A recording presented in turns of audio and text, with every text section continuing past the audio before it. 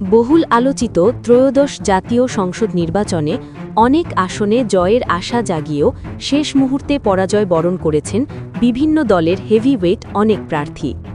এসব প্রার্থীর মধ্যে উল্লেখযোগ্য নাসির উদ্দিন পাটোয়ারি। এবারের ত্রয়োদশ জাতীয় সংসদ নির্বাচনে প্রচারণায় সবচেয়ে আলোচনায় ছিল রাজধানীর ঢাকা ৮ আসন। এই আসনে বিএনপির স্থায়ী কমিটির সদস্য মির্জা আব্বাসের বিপরীতে প্রার্থী ছিলেন এনসিপির নাসির উদ্দিন পাটোয়ারি। প্রচারণার সময় বিভিন্ন ইস্যুতে আলোচনায় আসেন নাসির উদ্দিন পাটোয়ারি। মির্জা আব্বাসের সমালোচনা করে এবং বিভিন্ন কর্মকাণ্ড করে দেশের মানুষের মন কেড়ে নেন তিনি। হাড্ডাহাড্ডি লড়াইয়ের পর ভোর রাত ৪টের দিকে এই আসনের ফলাফল ঘোষণা করা হয়। সবচেয়ে আলোচনায় থাকা ঢাকা ৮ আসনে নাসির উদ্দিন পাটোয়ারি হেরেছেন মাত্র ৫,০০০ ভোটে। সার্জিস আলম জুলাই যোদ্ধাদের সমন্বয়ক হিসেবে আলোচনায় ছিলেন সার্জিস আলম। হেরে গিয়েও রাজনৈতিক সৌহার্দ্য ও পারস্পরিক সম্মানের দৃষ্টান্ত স্থাপন করেছেন সার্জিস। পঞ্চগড় ১ আসনে প্রতিদ্বন্দ্বী প্রার্থী হিসেবে নির্বাচনে অংশ নেওয়া এবং ভোটের ফলাফল ঘোষণার পর তিনি বিজয়ী প্রার্থীকে অভিনন্দন জানান। শাপলাকলি প্রতীকে তিনি পান ১,০৮,০৪৯ ভোট।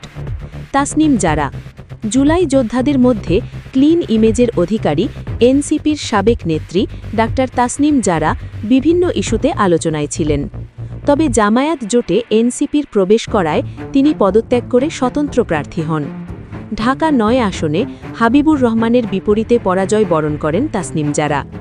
মামুনুল হক ত্রয়োদশ জাতীয় সংসদ নির্বাচনে ঢাকা তেজগাঁও আসনে বিএনপি মনোনীত প্রার্থী ববি হাজ্জাজ এবং ১১ দলীয় নির্বাচনী ঐক্য সমর্থিত মাওলানা মামুনুল হকের মধ্যে হাড্ডাহাড্ডি লড়াই হয়েছে। এই আসনে আলোচনায় ছিলেন বাংলাদেশ খেলাফত মজলিসের নেতা মামুনুল হক। আসনটিতে ২,৩২০ ভোটে হেরেছেন তিনি। ত্রয়োদশ জাতীয় সংসদ নির্বাচনে ঢাকা ১৬ আসনে ধানের শীষের প্রার্থী ছিলেন আমিনুল হক। তিনি বিগত সময়ে রাজপথে আন্দোলন সংগ্রামে ছিলেন সরব। জেল জুলুম নির্যাতনের পাশাপাশি জনপ্রিয়তার কারণে জয়ের ব্যাপারে ছিলেন আশাবাদী। তবে জামায়াত ইসলামের দাড়িপাল্লা প্রতীকের প্রার্থী কর্নেল মোহাম্মদ আব্দুল বাতেনের কাছে তিনি পরাজিত হন। মিয়া গোলাম পারোয়ার বাংলাদেশ জামায়াত ইসলামের সেক্রেটারি জেনারেল মিয়া গোলাম পারোয়ার হেভিওয়েট হয়েও খুলনা ৫ আসনে বিএনপির প্রার্থী মোহাম্মদ আলী আজগরের কাছে ২,৭০২ ভোটে পরাজিত হন। মোহাম্মদ শিশির মনির বাংলাদেশ জামায়াতের প্রার্থীদের মধ্যে সবচেয়ে ক্লিন ইমেজ ও জনপ্রিয়তার তুঙ্গে থেকেও হেরে গিয়েছেন সুপ্রিম কোর্টের জ্যেষ্ঠ আইনজীবী শিশির মনির।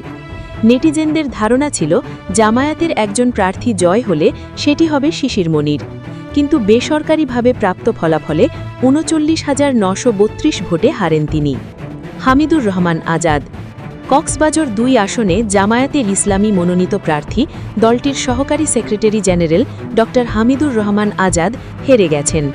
তার নিকটতম প্রার্থী আলমগীর মোহাম্মদ মাহফুজুল্লাহ ৩৫,৬২৮ ভোটের ব্যবধানে বেসরকারিভাবে নির্বাচিত হয়েছেন।